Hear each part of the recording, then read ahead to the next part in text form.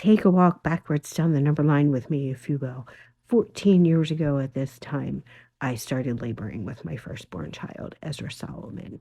And here's that story. After my last day of work as a social worker at the recovery house, before I went on maternity leave, all day, all I had on my mind was Chinese food. That's all I wanted. We finally got Chinese food for dinner. I got it in front of me. Could not eat my broccoli with garlic sauce and bean curd.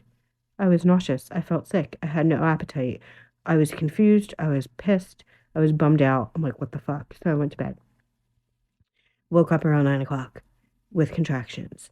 And yeah, it took my breath away. Um, Very painful. Very painful. I wasn't expecting it to be that painful. I talked to my best friend on the phone. She's like, try to stay home, try to sleep, but it's going to be a while. Try to labor at home as long as you possibly can. So I did. I tried to sleep for a little while, but it was very difficult. We finally went up to the hospital around 1 or 2 in the morning, about 45 minutes away, and in a stick shift.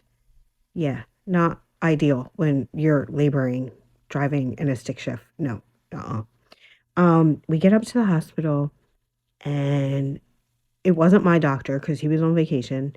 It was somebody I didn't know, and I was like, I don't want any pain meds. I don't want an epidural. I want to do this naturally.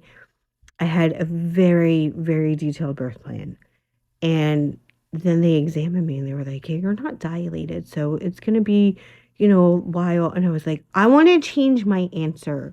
Yes, I want the epidural. I want all the drugs, please. I'm not doing this naturally. I changed my mind. And then they had to keep changing me side to side because his heart rate was dropping. And then they were like, we need to take him out. We need to do a C-section now. Hurry up, take your contacts out. Hurry up, sign this consent form. Oh, by the way, while you're signing this consent form, male doctor shoved a catheter up my niche. Yeah, male doctors, the way they treat women, man, I tell ya, in this country, So, yeah, a few hours later, 5:06 a.m., Ezra Solomon was born. Meconium present, and he had to go to the NICU. I didn't get to see him for like a few hours until after he was born because they rushed him out of the delivery room.